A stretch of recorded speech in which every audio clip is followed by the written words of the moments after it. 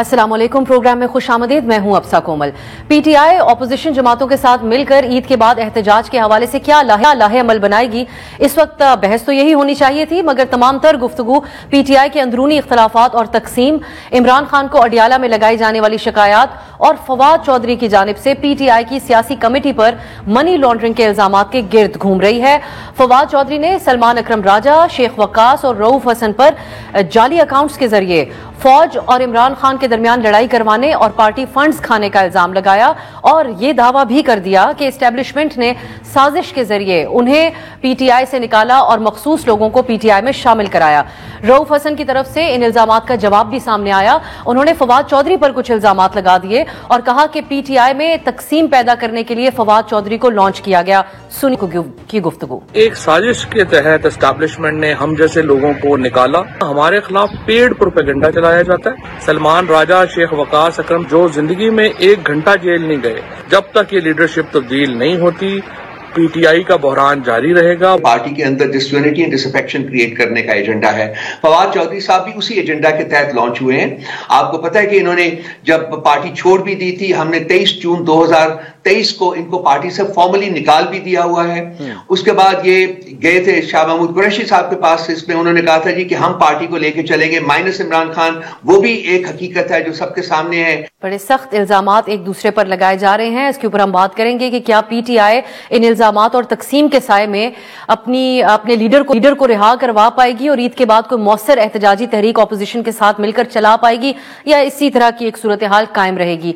अब मुल्क के अंदर तो तकसीम पीटीआई में नजर आती है, लेकिन बैनुल अक़वामी सतह पर पाकिस्तान तहरीक इंसाफ बहुत ही मुतहर्रिक है। साबिक सदर आरिफ अलवी अमरीकी कांग्रेस के उन अरकान से मुलाकात कर रहे हैं जिनसे कुछ हफ्ते कबल वजीर दाखिला मोहसिन नकवी ने अहम मुलाकातें की, और इनमें से एक मुलाकात जो है आरिफ अलवी साहब की, वो कांग्रेसमैन जो विल्सन के साथ है, जिन्होंने अमरीकी सेक्रेटरी ऑफ स्टेट के साथ भी मुलाकात की और पाकिस्तान समेत 3 ममालिक में जमहूरियत की आजादी का मामला उठाया और इस हवाले से एक ट्वीट भी की है उन्होंने, और एक बार फिर इमरान खान की रिहाई का मुतालबा दोहराया गया है। तो हम ये बात करेंगे कि क्या हुकूमत पीटीआई की अमरीका में जारी सरगर्मियों और अरकान कांग्रेस के बयानात को संजीदा ले रही है, या फिर जिस तरीके से अपने आप को हुकूमत बहुत ही पुरएतमाद जाहिर कर रही है, उसकी झलक आज भी हमें नजर आई। वजीर आला पंजाब मरियम नवाज ने इमरान खान के आर्मी को लिखे गए खतूत का जिक्र किया और कहा कि अडियाला के अलावा हर तरफ से अच्छी खबरें आ रही हैं, अडियाला से तो सिर्फ खत आ रहे हैं और मिन्नतें हो रही हैं कि खुदा का वास्ता है मुझे निकालो। सुनिए मरियम नवाज की गुफ्तगू। 2 साल पहले हर जगह से बुरी खबरें आ रही थी, तकलीफ दे खबरें आ रही थी हमारे मुल्क के पाकिस्तान के बारे में। आज सिर्फ 1 साल के बाद हर जगह से अच्छी खबरें आ रही है, सवाए एक जगह से, और वो अडियाला झील है। वहां से सिर्फ खत पे खत आ रहे हैं, मिन्नतें हो रही हैं कि अल्लाह के वास्ते मुझे बचा लो।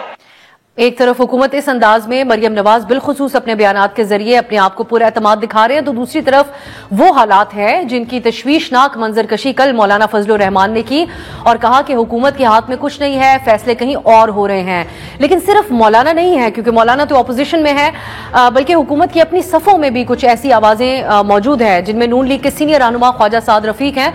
उन्होंने बलोचिस्तान और खैबर पख्तूनख्वा के हालात के हवाले से तशवीश का इजहार किया, वही बात जिस तरह की मौलाना साहब ने की थी, और साथ में अपनी जमात और अपोजिशन की जमातों को पार्टी के जमहूरियत लाने का मशवरा भी दिया। उन्होंने कहा कि आप फिर ऐसे जाल में फंसते हैं जहां से फिर तरले मिन्नतें करके बाहर आते हैं। हम सब के साथ बारी बारी वही हुआ, लेकिन हमने कोई सबक नहीं सीखा। सुनिए सीनियर पॉलिटिशियन और नून लीग के सीनियर रहनुमा ख्वाजा साद रफीक की गुफ्तगू। अपनी जमातों में जमहूरियत लेके आए, जो अवामी सतह पे लोगों के मसाइल होते हैं उनसे अपने आप को कनेक्ट नहीं करती, वक्ती कामयाबी हासिल कर सकते हैं, फिर आप एक ऐसे जाके जाल में फंसते हैं, तरला मिन्नत करके बाहर आना पड़ता है। हम सब के साथ बारी बारी यही हुआ है, लेकिन सबक अभी तक किसी ने पूरी तरह सीखा नहीं है। वो बलूचिस्तान में मसाइल पैदा हुए हैं, वो खैबर पख्तूनख्वा के ट्राइबल एरिया के अंदर हुए हैं, ये इन मसाइल को हल करना जरूरी है। ख्वाजा साद रफीक की गुफ्तगू काफी मुमासलत रखती है मौलाना साहब से, लेकिन मौलाना साहब ने तो यहाँ तक कहा था कि फैसले कहीं और से हो रहे हैं, हुकूमत के हाथ में कुछ नहीं है। मगर कल आजाद सेनेटर फैसल वावडा ने हुकूमत के ऊपर बड़ा एक संजीदा इल्जाम लगाया, सीनियर एंकर को ऑफ एयर करने का फैसल वावडा साहब ने डायरेक्टली हुकूमत के ऊपर लगाया।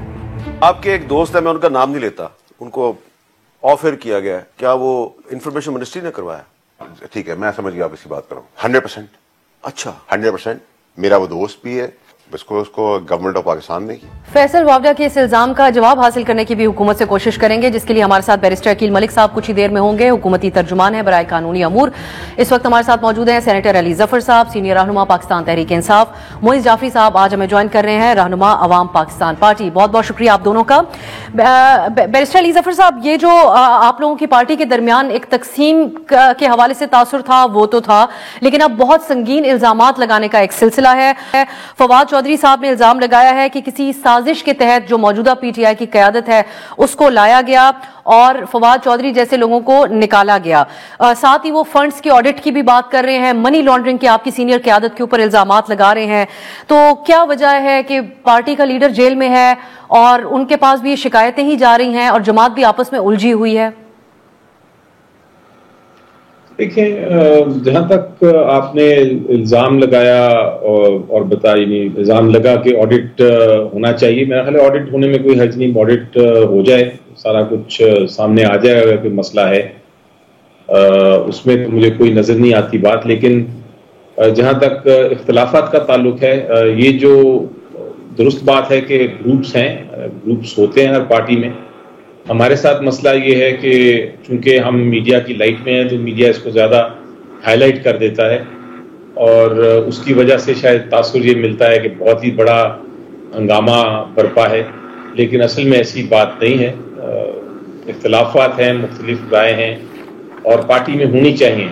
اگر پارٹی بالکل ایک ریجیمنٹ کی طرح چلے گی تو پھر وہ سیاسی جماعت نہیں ہوگی. مختلف رائے ہوتی ہیں. لیکن ایک بات آپ کو بتا دوں کہ پی ٹی آئی کے ایک ہی مین لیڈر ہیں اور وہ ہیں عمران خان صاحب. الٹیمیٹلی وہ جو فیصلہ کرتے ہیں، ساری جو قیادت ہے وہ اس کے ماتحت اس کے عمل درآمد کرتی ہے. لیکن اس سے پہلے ضرور مختلف رائے ہوتی ہیں، مختلف چیزیں ہوتی ہیں. میں بھی ایک رائے رکھ سکتا ہوں، آپ دوسری رائے رکھ سکتی ہیں. لیکن اس کو مجھے اگر آپ اجازت دیں علی ظفر صاحب، میں آپ سے قطع کلامی کر رہی ہوں. یہ صرف رائے تک کی بات تو نہیں ہے. رؤف حسن صاحب کہتے ہیں فواد چودھری صاحب کو لانچ کیا گیا. کیا اس طرح کے شبہات آپ کے دل میں بھی ذہن میں بھی موجود ہیں یا جماعت کے اندر؟ جی دیکھیں، میرا خیال ہے کسی کو لانچ یا ان لانچ نہیں ہوتا. ہر شخصیت ہے ایک وہ اپنی بیانات کرتی ہے، اپنی کوئی اگر الزام لگاتی ہیں ان کو چاہیے کہ وہ الزامات کو ثابت بھی کر دیں. اور اگر الزام کسی پہ لگتا ہے، مگر پارٹی پہ کسی جگہ پہ لگتا ہے تو پھر پارٹی کا فرض ہے کہ اس کا جواب بھی دے. یہ تو سیاست میں ہوتا رہتا ہے. اس کو آپ یہ نہیں کہہ سکتے کہ کسی کی کوئی کنسپریسی ہے. یہ ایک طریقہ کار ہے سیاست میں اور ساری جب سے پاکستان بنا ہے یہ باتیں ہو رہی ہیں، تو نئی بات نہیں. آپ یعنی آپ کو تقسیم اور ڈیوائڈ کمزور کرنے کی کوئی سازش نہیں ہو رہی ہے علی ظفر صاحب؟ دیکھیں، سازش تب بھی ہوتی ہے جب آپ خود اندرونی اندر سے ہی آپ کمزور ہوں، اور ایسی بات نہیں ہے. پی ٹی آئی بالکل مستحکم ہے. تو یہ کنسپریسی اگر ہے بھی تو کوئی ایسی اس میں ڈینٹ نہیں پڑے گا انشاءاللہ پی ٹی آئی میں. آپ ہماری تاریخ اٹھا لیں پاکستان میں تو یہ ایک سیاسی ماحول میں اس طرح کی مخالفتیں، اس طرح کی باتیں، اس طرح کی مختلف رائے یہ ہوتی رہتی ہے. آپ کانسٹیٹیوئنٹ اسمبلی سے شروع کریں جو قائد اعظم نے بنائی تھی جب پاکستان بنا تھا، تو آپ کو یاد ہوگا کہ کتنی اس وقت مخالفتیں ہوئی، کتنے گروپس بنے. اس کے بعد جب 1956 کی کانسٹیٹیوشن آ گئی، پارلیمنٹ بن گیا، اس میں بھی کتنے پرائم منسٹرز آئے اور گئے، 4 دن پرائم منسٹر. تو یہ ایک طریقہ کار ہوتا ہے، مسلسل طریقہ ہے پالیٹکس کا. کچھ لوگ پارٹی کو جوائن کرتے ہیں، اسے باہر نکل آتے ہیں، پھر واپس آ جاتے ہیں.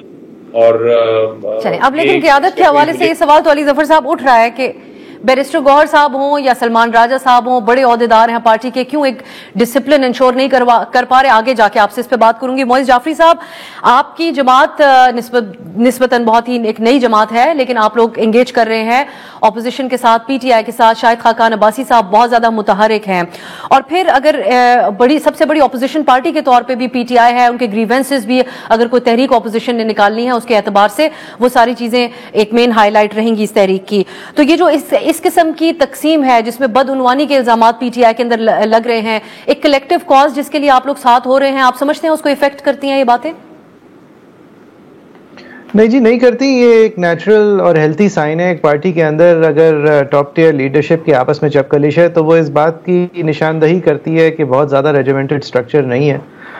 ٹھیک ہے اس طرح کے الزامات نہیں ہونے چاہیے, لیکن just the fact that Imran Khan کے علاوہ جتنے بھی باقی لوگ ہیں وہ ایک دوسرے کو ایک برابری کے لیول پہ سمجھتے ہیں اور ایک برابری کے لیول سے ٹریٹ کرتے ہیں, وہ اس پارٹی کے مستقبل کے لیے تو خیر کوئی بہت زیادہ اچھی شاید شنید نہ ہو, لیکن حال کے لیے ضرور ایک میرے خیال سے ایک تندرستگی کا اشارہ ہے کہ وہ لوگ شاید یہ نہیں کرتے جو اپنے نظر میں ان کی الزامات ہیں یا شارٹ کمنگز ہیں ان کو عیاں کرنے میں. اور اس پارٹی میں جو کیوس ہے وہ اس کا عشر و عشیر نہیں ہے جو ہونا چاہیے تھا یا جو سوچا گیا تھا کہ ہوگا, کہ جب عمران خان کو آپ 1.5 سال 2 سال جیل میں رکھیں گے اس کے بعد اس پارٹی کا کچھ نہیں بچے گا, عمران خان ہی جیل میں نہیں بچے گا. لیکن میرے خیال میں پارٹی ہے تقریباً قائم و دائم ہے, اور یہ لوز بالز اور فائر کریکرز تو ہوتے ہی ہیں. میرے خیال میں الزامات تو نیچرل ہیں. صحیح. اب لیکن ایک جو کلیکٹیو کاز اگر جمہوریت کی بات ہو, ادھر سے خان صاحب خطوط لکھتے ہیں. موئی صاحب آپ اس کے اوپر بھی ضرور کامنٹ کر دیجئے. مریم نواز کی طرف سے بھی آج اس کے اوپر تبصرہ ہوا. اس سے پہلے آرمی چیف سے بھی ایک موقع پہ صحافیوں نے سوال پوچھا تھا کہ آپ کے نام خان صاحب نے خط لکھا, انہوں نے کہا سیاست دانوں سے. آپ اس سے ایگری کرتے ہیں کہ خان صاحب جو خطوط لکھ رہے ہیں آرمی چیف ہوں یا چیف جسٹس کے نام؟ جی میں سمجھتا ہوں کہ یہ سیاسی طور پہ ایک کامیاب حربہ ثابت ہوگا. میرے خیال میں عمران خان صاحب اپنی کانورزیشن کو ریلیونٹ رکھ رہے ہیں. آپ جتنا ڈینائی کر دیں کہ مجھے نہیں ملا یا میں نے وزیر اعظم کو بھیج دیا یا چیف جسٹس صاحب کہہ دیں کہ میں نے فوراً ہی اس کو کانسٹیٹیوشنل بینچ بھیج دیا. دیکھیں عمران خان صاحب کے بارے میں آپ بات کر رہی ہیں اور یہ ان کی ایک کامیابی ہے. مسلسل ان کے بارے میں باتیں کی جاتی ہیں. پاکستان کا نمبر 1 ٹاپک بین الاقوامی طور پہ اور ملک کے اندر بھی دونوں میں عمران خان ہی ہے, اور ان کے اوپر جو ریاست کی طرف سے مبینہ طور پہ جبر کیا جا رہا ہے وہی ہے. تو یہ ان کی کامیابی ہے. ایک سیاستدان کی کامیابی ہوتی ہے اس کی آکسیجن اور ریلیونس, اور دونوں جو ہیں وہ میرے خیال میں آج آپ مریم نواز کا نام لے رہی ہیں کیونکہ انہوں نے عمران خان صاحب کا نام لیا ہے یا ان کی طرف اشارہ کیا ہے, تو یہ میرے خیال میں مریم نواز صاحبہ کی سیاست کی حالت کا ایک میرے خیال سے ایک ایکوریٹ ریپرزنٹیشن ہے. حسب حال ہے اس وقت کی تمام سیاست کی کہ ایک آدمی کو جیل میں آپ نے بند کیا ہوا ہے, اس کا نام لینا آپ اپنی توہین سمجھتے ہیں, لیکن آپ کے بارے میں بات ہی جب کی جاتی ہے جب آپ اس کی طرف اشارہ کرتے ہیں. میرے خیال میں سوچنا چاہیے سب لوگوں کو. اس پہ ہم حکومت کی طرف اب بیرسٹر عقیل ملک صاحب ہمیں جوائن کر چکے ہیں. بیرسٹر صاحب آپ لوگ طنز کے تیر برسا رہے ہیں پی ٹی آئی کی انٹرنل تقسیم کے حوالے سے. کل مریم نواز نے کہا کہ احتجاج کی کال پر کسی نے کان نہ دھرے تو یہ آپس میں لڑ گئے. یہ طنز کرنے کی یا مکافات عمل کی بات کرنے کی کیا ضرورت ہے کہ جس وقت احتجاج کی اجازت آپ لوگ نہیں دیتے؟ موئز صاحب بھی ابھی جو بات کر رہے ہیں وہ کہہ رہے ہیں کہ وہ ریلیونٹ تو ہیں, خان صاحب ہر روز موضوع گفتگو تو ہے, مریم نواز کی تقریر کا محور بھی تو بن رہے ہیں, تو اس پہ طنز کی کیا ضرورت ہے؟ ان کی ایک انٹرنل تقسیم ہے, کیا کہیں گے اس پہ آپ؟ بسم اللہ الرحمن الرحیم. افسر صاحبہ بہت بہت شکریہ. سب سے پہلی بات ہے کہ جب میاں محمد نواز شریف صاحب کو پابند سلاسل کیا ہوا تھا, اقامہ پہ آپ نے ان کو نااہل کیا اور پھر جیل میں ڈالا اور پاناما والے سارا ڈرامہ رچایا گیا, وہ تو پوری قوم نے دیکھا.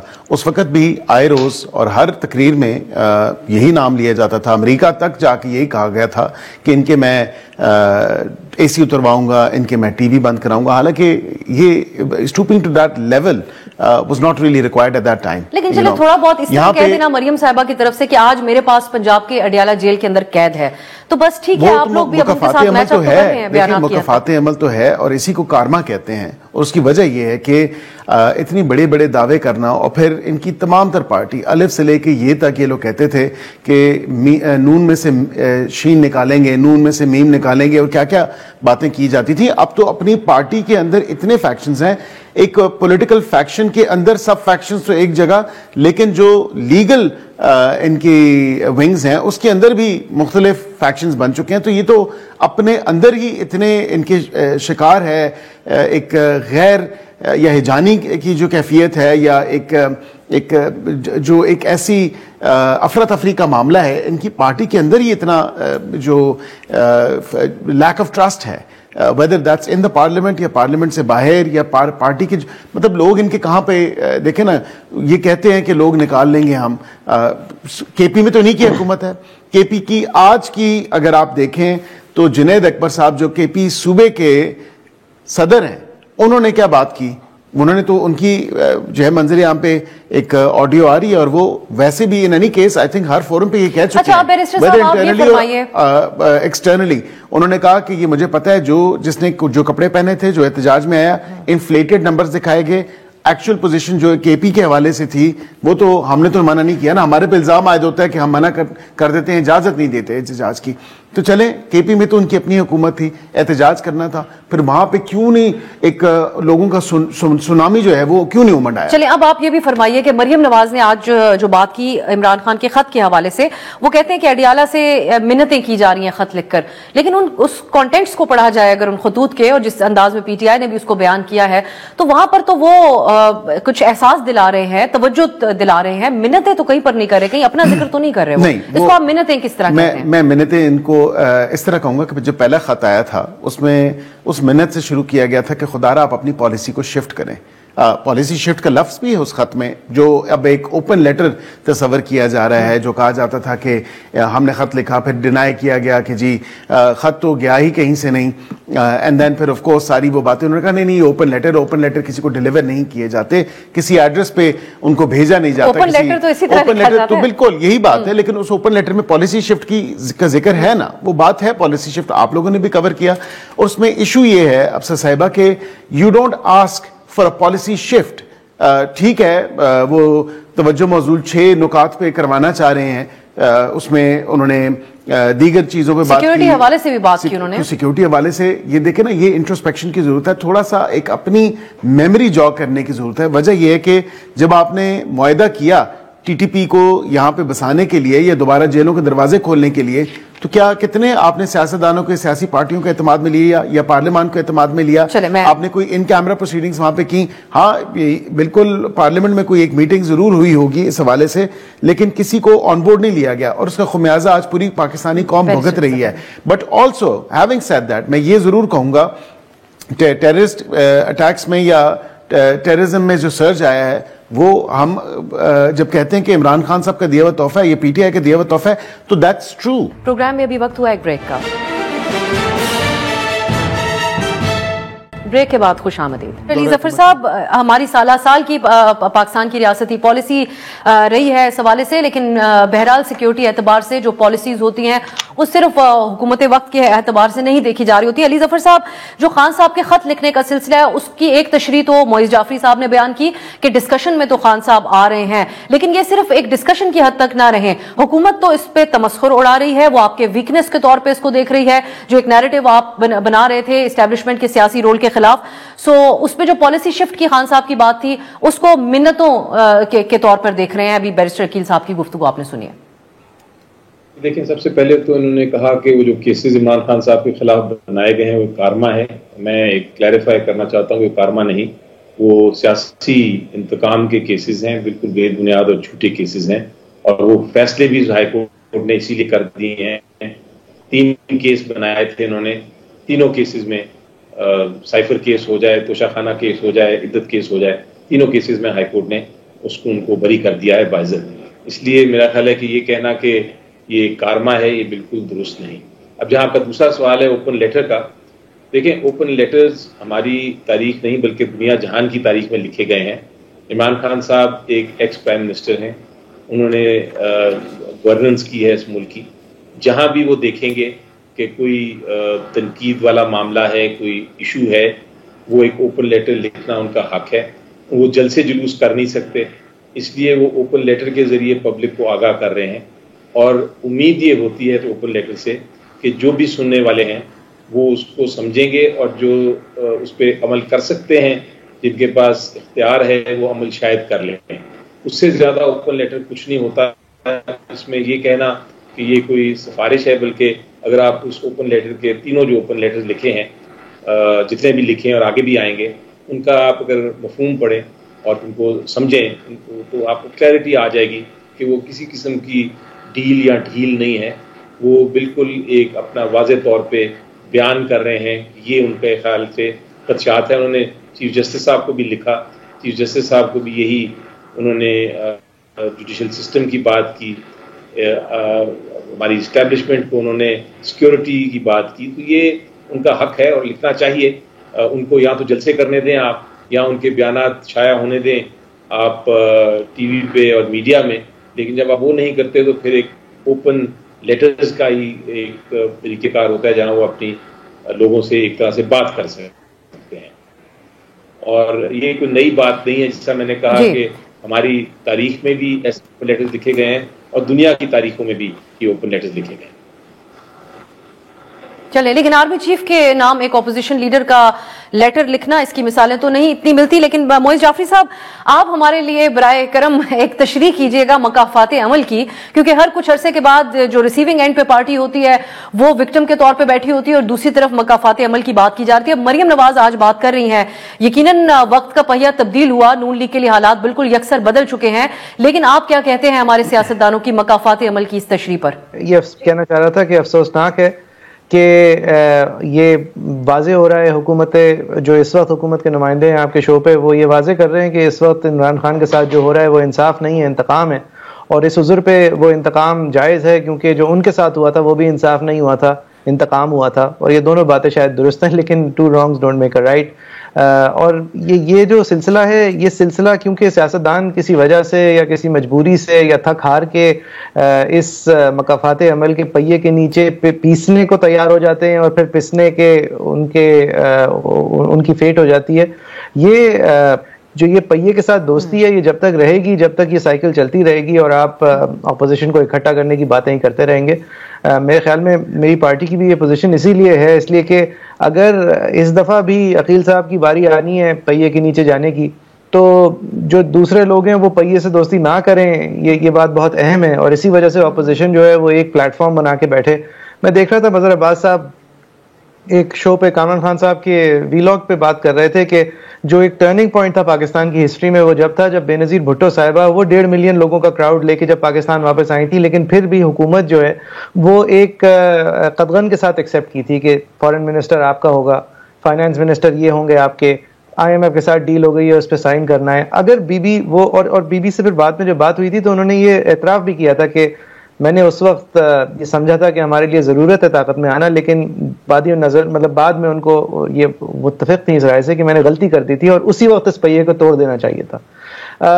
तो उनसे नहीं हो पाया। उसके बाद नवाज शरीफ साहब आए, वो भी पहिए के ऊपर चढ़े और फिर उसके नीचे आए, कई बार आए, इस दफ़ा भी आए हैं, नहीं आए हैं, ये ओपन टू डिबेट है। लेकिन जब तक ये रिश्ता तोड़ा नहीं जाएगा और जब तक अपोजिशन या हुकूमत एक वक्त पे खड़ी होकर ये फैसला नहीं करेगी कि अवाम ताकत का चश्मा है, अवाम की राय जो है वो मुसल्लम है, अवाम के दिए हुए हक से हक हुक्मरानी अवाम से ली जाती है, अवाम के हक सल्फ करके नहीं ली जाती, तो ये साइकिल्स चलती रहेंगी। और मेरे बाद की एक जनरेशन आपको यही कहानियाँ सुना रही होगी और शायद जो थोड़ी बहुत हमारी बची कुची आज़ादियाँ हैं वो भी नहीं रहेंगी। लेकिन ये एक देखें, ये आपके ऊपर एडमिटेंस है आपके पास कि वो ये बात करते थे, ऐसे निकालते थे, तो देखें ये सब कारमा है। That's not good enough. It's not justice and it's going to happen to you again. ये पीका के कवानीन के साथ जो हो रहा है, अनुशा रहमान साहिबा लाई इस उज़र पे कि ख़वातीन की बेहुरमती होती है ऑनलाइन, जैसे ही उनकी हुकूमत उसके कुछ 6 महीने बाद उनके खिलाफ इस्तेमाल होना शुरू हो गया। उस वक्त PTI ने वादा किया कि हम इसको रोल बैक करेंगे, काला कानून है। PTI ने आके उसको और स्ट्रेंथन किया और वो कानून और स्ट्रेंथन होकर अब PTI के खिलाफ इस्तेमाल हो रहा है। और जो पार्टी थी जो इसके अंदर एक दफा पिस चुकी थी, उसने उसको मजीद स्ट्रेंथन कर दिया, तो अब पूरा ही उसके अंदर उसको ऑटोमेटिक वेपन बना के छोड़ के जा रहे हैं। और इनका क्या ख्याल है, ये नहीं जाएंगे। और इनको ये भी इसका भी अंदाजा होना चाहिए कि अगर मिन्नतें भी कर रहे हैं ना खान साहब, तो इनसे नहीं कर रहे। इनको इस बात का थोड़ा एहसास होना चाहिए कि अभी 1.5 साल का पुराना टेन्योर है।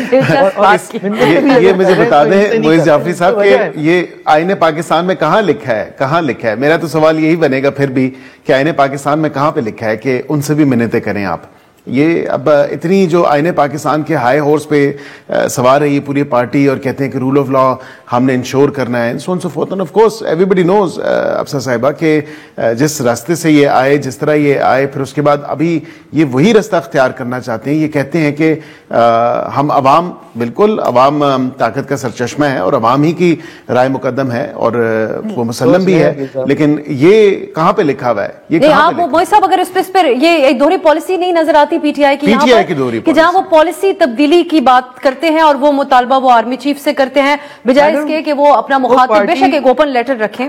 वो पार्टी डेस्परेट है ان کے سربراہ کو شادی کرنے پہ جیل ڈال دیا تھا. اس کے بعد ایک توشہ خانہ کے حوالے سے ایک ایسی ریفرنس جس کے اندر 10 دفعہ زیادہ اس کے اندر سے تحفے باقی سب لوگ لے چکے ہیں, اس کے اندر جیل میں ڈال, مطلب وہ ظاہر ہے ڈیسپریٹ ہے, وہ جو کر سکتے ہیں کریں گے. میں کنڈون نہیں کر رہا, اور نہ میں ان کے جو انداز حکمرانی تھی اس کو کنڈون کرتا ہوں. اس وقت بھی ناقد تھا اور اس وقت بھی ان کے ہاتھوں سفر کرتا تھا جس طرح آج آپ سب لوگ سفر کر رہے ہیں. بات یہ نہیں ہے کہ دیکھیں پی ٹی آئی جو بھی کرے گی وہ اس وقت اپریسڈ ہے, اس کو اس یارڈ سٹک سے نہیں ناپا جا سکتا کہ جی آپ آئین کی جو ہے تشریح درست نہیں کر رہے. آئین کی دھجیاں اس پارٹی نے بکھیری ہیں جو پاور میں ہے, اور اب اس کا نتیجہ جو ہے وہ ایک جوڈیشری کو محکمہ بنا دیا ہے. یعنی الزامات جو ہیں وہ الگ الگ معیار سے آپ تنقید کرتے ہیں.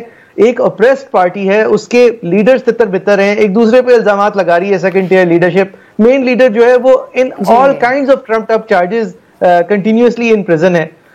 تو وہ پھر تو جو بھی کرے گا آپ اس کو پروپرائٹری کے گیج سے تو نہیں دیکھیں گے نا کہ ارے. لیکن ایسے ڈیسپریٹ اس صورتحال میں موئی صاحب, ویسے آپ اور یہ کہتے ہوئے کہ پی ٹی آئی کے دور میں آپ ان کی پالیسی کے حوالے سے اسی انداز میں تنقید بھی کرتے رہے, آج جس طریقے سے آپ اس کی تمام سائٹس کو ایکسپلور کر رہے ہیں, لیکن ڈیسپریٹ ہوتے ہوئے کسی اور نظام کا مطالبہ اگر خان صاحب نے کر دیا جمہوریت کے علاوہ, تو اس کو بھی پھر ہم یہی کہیں گے کہ اس وقت پارٹی اس مجبوری میں ہے, ایک ڈیسپریٹ ماحول ہے. نہیں ہے, دیکھیں اگر کسی اور نظام کا مطالبہ کر دیا تو مجھے نہیں سمجھ آتی کیوں کریں گے. جب خود تھے پاور میں تو بھی ان کو دوسرا نظام پسند تھا, لیکن اگر اس وقت اس کی کوشش نہیں کی تو اس وقت کیا نظام کی دیکھیں وہ صرف چاہ رہے ہیں, وہ جو انہوں نے جو انہوں نے الفاظ استعمال کیے ہیں وہ میرے خیال میں حقیقت کو عیاں کر رہے ہیں. اب آپ اس کے پیچھے چھپ جائیں کہ جی آئینی طور پہ تو فوج کے جو سربراہ ہیں وہ ایک محکمے کے کیبنٹ سیکرٹری رپورٹ کرتا ہے, ڈیفنس سیکرٹری کو رپورٹ کرتا ہے, آرمی چیف. آپ یہ کہہ دیں میں مان جاؤں گا. خان صاحب جو ہے پھر ڈیفنس سیکرٹری کو خط لکھیں. پروگرام میں ابھی وقت ہوا ایک بریک کا. بریک کے بعد خوش آمدید. بیرسٹر صاحب, مولانا فضل الرحمان صاحب نے ایک بات کی, کیونکہ آپ لوگ ان کی ہر بات کے اوپر تالیاں بجاتے تھے جب وہ آپ کے ساتھ اتحاد میں تھے, اور اپنے تجربے کی بنیاد پہ بات کرتے ہیں. کہتے ہیں حکومت کے پاس اختیار نہیں ہے, فیصلے کہیں اور ہو رہے ہیں. اب صرف مولانا یہ بات نہیں کرے, منتوں کی بات خواجہ سعد رفیق صاحب نے بھی کی. انہوں نے کہا کہ ایسے جال میں ہم پھنستے ہیں جہاں سے پھر ترلے منتیں کر کے باہر آتے ہیں. تو آپ کو نہیں لگتا کہ پھر اب آپ جب ایک ریسیونگ اینڈ پہ ایک الزام آپ کے اوپر لگا, اس پہ آپ رسپونڈ کر دیجئے. فیصل واوڈا صاحب سے کل سوال ہوا ایک ٹاک شو میں senior anchor person Kashif Abbasi صاحب کے آف ایئر ہونے کے حوالے سے کہ کس نے ان کو آف ایئر کیا. انہوں نے سیدھا صاف الفاظ میں الزام حکومت وقت کے اوپر لگایا.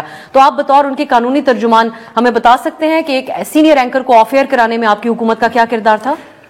دیکھیں افضل صاحب, بالکل میرے لیے وہ انتہائی قابل احترام ہیں, اور وہ بڑے اچھے سینئر جرنلسٹ ہیں. ان کو اگر آفر کیا ہے تو I'm sure کہ پیمرا کا کوئی نہ کوئی نوٹیفیکیشن ہوگا. ویدر ہیز, اگر تو یہ ایلیگیشن ہے کہ ان کو آفر کیا ہے, if he is gone on holiday himself, that's another thing altogether. Pakistan میں بہت سے لوگ ہالیڈے پہ جاتے ہیں, کبھی شمالی علاقہ جات بھی چلے جاتے ہیں. تو آپ یہ بتائیں بیرسٹر صاحب, نہیں میں یہ کہہ سکتا ہوں, فیصل واوڈا صاحب کی بات پہ رسپونڈ کریں. دیکھیں فیصل واوڈا صاحب کے, I mean to be honest with you, I wouldn't want to comment on that. Ministry of information نے اگر ان کو آفر کیا ہے تو وزیر اطلاعات آ کے یہ بتائیں کہ کیوں ان کو آفر کیا ہے, ورنہ ہی تو وہ خود چھٹی پہ گئے ہیں, تو دیٹس another thing altogether. یا اگر ان کی کوئی اینول لیو اکرو ہوئی تھی and if he is then chosen to go on holiday, آپ سارے ہی اینکر جاتے ہیں, یہ تو نہیں ہے کہ نہیں جاتے, لیکن اگر آفر کسی کو کیا ہے تو پھر اس کا نوٹیفیکیشن ہونا چاہیے, یا کوئی شو کاز نوٹس ہونا چاہیے, یا چینل کے مالکان کی طرف سے کچھ نہ کچھ ہونا چاہیے. بیکاز فیصل واوڈا نے ایک بات تو کر دی اور ہمارے پہ الزام, آپ ڈینائی نہیں کرتے فیصل واوڈا صاحب کے اس الزام کو؟ یعنی میں نے کوئی نوٹیفیکیشن دیکھی نہیں ہے. نہیں, میں اس کو نہ ڈینائی کر سکتا ہوں نہ کنفرم کر سکتا ہوں, کیونکہ میں نے تو کوئی نوٹیفیکیشن دیکھا نہیں, کوئی شو کاز نوٹس دیکھا نہیں. اینکر کو ویسے کبھی کسی نوٹیفیکیشن کے تحت آج تک آفر نہیں کیا گیا. ہمارے پاس دیکھیں وہ ایسی مثال موجود نہیں ہے, لیکن میں یہ ضرور کہوں گا کہ اگر ان کو آفر کیا گیا ہے تو یہ اچھا اقدام نہیں ہے. کیا, کیونکہ میرا نہیں خیال کہ پیمرا کا کوئی رول اپلائی بھی ہو سکتا تھا جن حوالوں سے کہا جا رہا ہے کہ ان کو آفر کیا گیا. اب بیرسٹر علی ظفر صاحب, آپ لوگوں نے کل 26ویں ترمیم کے حوالے سے بھی مطالبہ کیا کہ ترمیم سے پہلے والے جج صاحبان اس معاملے کو دیکھیں. اب چیف جسٹس صاحب پہلے ہی خان صاحب کے خط کے حوالے سے بھی واضح کر چکے وہ آئینی بینچ یہ معاملہ دیکھے گا. کیا توقعات آپ اس حوالے سے رکھتے ہیں؟ اپنا مطالبہ اگر آپ اس پلیٹ فارم سے بھی حکومت کے سامنے رکھیں. جی میں اس کا جواب دیتا ہوں, لیکن میں ذرا آپ کو تھوڑا کلیریفائی کر دوں. یہ جو اینکر پرسنس کو ہٹانے کی بات ہوتی ہے یہ کوئی نوٹیفیکیشن کے ذریعے نہیں ہوتی. پیمرا سے بھی میں نے پوچھا ہے, پیمرا نے کہا ہے کہ ہم نے کوئی نوٹیفیکیشن ایسی جاری نہیں کی. اس لیے نظر یہی آتا ہے صاف کہ جو واڈا صاحب کہہ رہے ہیں شاید وہ درست ہے کہ ان کو کسی انڈائریکٹلی طاقت کے ذریعے ہٹایا گیا ہے، اور یہ میرا خیال ہے کہ حکومت کے پاس اس کو ڈیفینڈ کرنے کا کوئی جواز نہیں ہے. یہ پیور سینسرشپ ہے جو ہم بڑی دیر سے کہہ رہے ہیں. ایک سینسرشپ چل رہی ہے، میڈیا پہ بھی سینسرشپ ہے، پرنٹ میڈیا پہ بھی سینسرشپ ہے، اور یہی سینسرشپ اب ٹیکا کے ذریعے سوشل میڈیا پہ بھی کوئی مخالفت رائے رکھنے والوں کے خلاف استعمال ہوگی. یہ ہمارا حال ہے ہمارے بنیادی حقوق کا. آپ نے 26ویں ترمیم کی بات کی. 26ویں ترمیم پہ دیکھیں میرا بڑا واضح ایک پوزیشن ہے، میں بار بار اس کو بڑھا چکا ہوں، اور وہ یہ ہے کہ 26ویں ترمیم میں بہت ساری خامیاں تھیں، اس کو بلڈوز کیا گیا. لیکن اب چونکہ وہ آ گئی ہے تو اس کے تحت کانسٹیٹیوشنل بینچ نے ہی فیصلہ کرنا ہے کہ 26ویں ترمیم درست ہے، ویلڈ ہے، نہیں ہے. وہ اس کی بحث اپنی جگہ ہے کہ وہ 26ویں ترمیم کو ایگزامن کیا جا سکتا ہے، عدالت دیکھ سکتی ہے یا نہیں دیکھ سکتی. لیکن جو بینچ آپ کا سوال ہے کہ کون بینچ سنے گا، تو وہ کانسٹیٹیوشنل بینچ ہی سنے گا. اب کانسٹیٹیوشنل بینچ 26ویں ترمیم کے تحت کون ہے؟ 26ویں ترمیم کے تحت کانسٹیٹیوشنل بینچ ضروری نہیں کہ 4 جج ہوں یا 5 جج ہوں، وہ فل کورٹ بھی ہو سکتا ہے.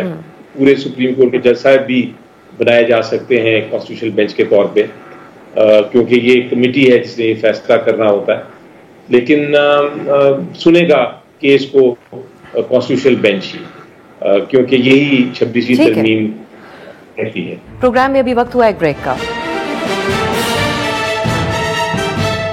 بریک کے بعد خوش آمدید. موئز صاحب، اب آپ اس حوالے سے کیا موقف رکھتے ہیں؟ ہم نے دیکھا وکلا کی طرف سے ایک احتجاج تو کیا گیا، لیکن وکلا کا احتجاج ہو یا صحافیوں کا، یہ علامتی احتجاج کی ہی صرف ایک حد تک رہے ہیں.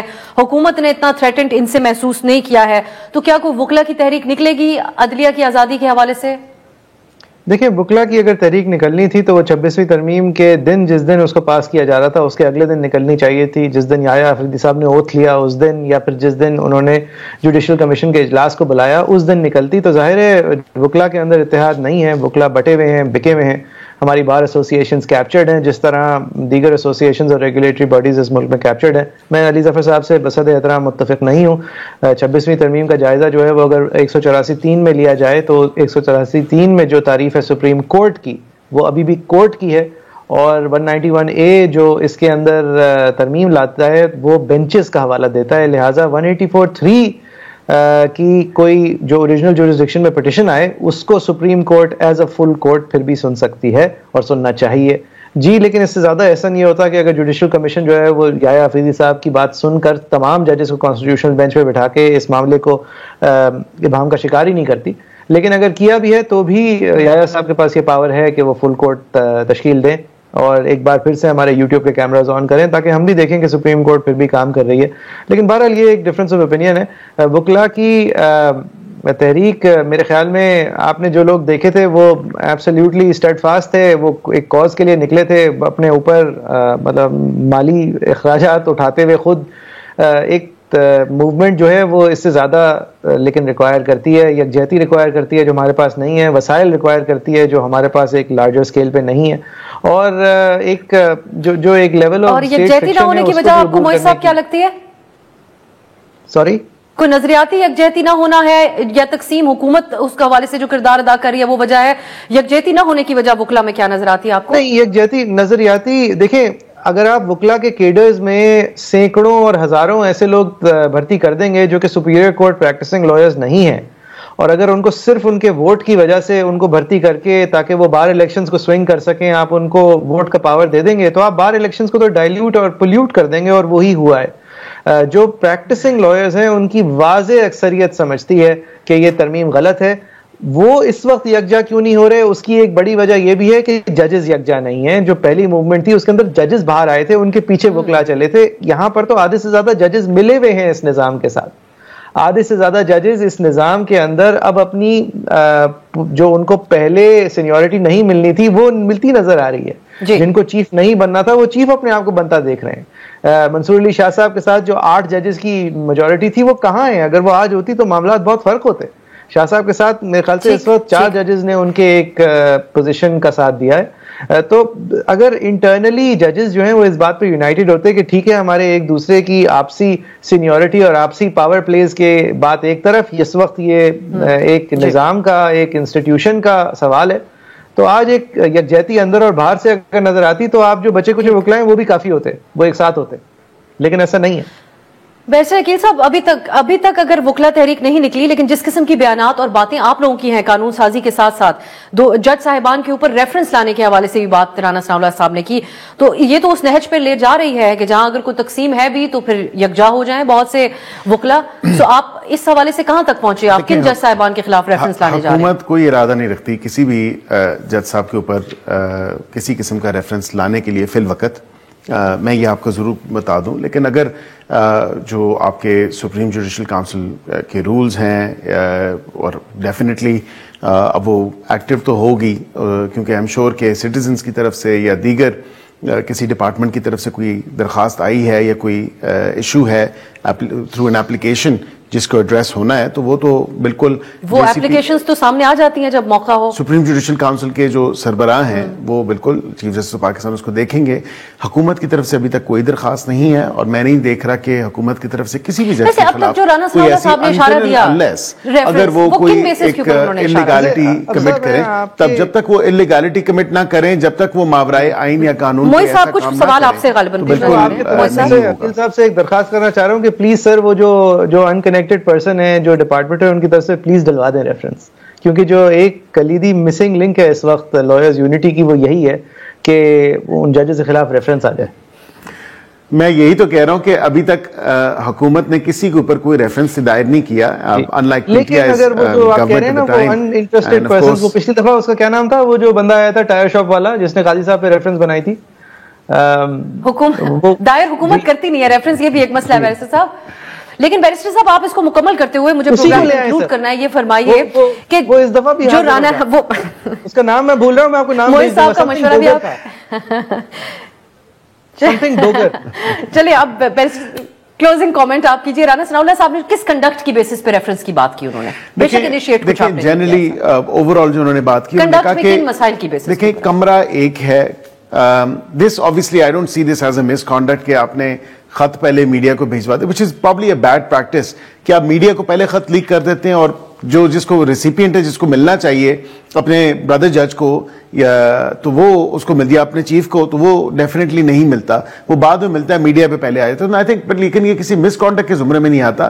رانا صاحب کا کہنے کا مقصد یہ تھا، جتنی کچھ میں بات سمجھ سکا ہوں، کہ دیوار کمرے ساتھ ساتھ ہیں، بیچ میں صرف ایک دیوار ہے، بلڈنگ ایک ہے، آپ آپس میں کوئی بات کر لیں یا خط ریسیو کروانا ہے تو تھرو رجسٹرار یا تھرو اپروپریٹ جو ریلیونٹ مینز ہیں اس کے تھرو آپ رجسٹر کروائیں، وہ ریسیو کروائیں. یہ نہیں کہ آپ پہلے جو ہے میڈیا کو وہ ڈسکلوز کر دیں اور اس کے بعد پھر خط کے اوپر جو ہے وہ چلیں. یہ آپ لوگوں کے نظر میں ہے بات. بہت شکریہ بیرسٹر عقیل سینیٹر علی ظفر صاحب، معز جعفری صاحب اس پروگرام میں شریک ہوئے. ناظرین اب آج کے پروگرام میں بھی جو ہم نے مکافات عمل کو زیر بحث لایا، جس کو ہمارے سیاستدان اپنی مرضی کے مطابق استعمال کرتے ہیں، تو سیاستدانوں کی تشریح سمجھ سے بالاتر نظر آتی ہے.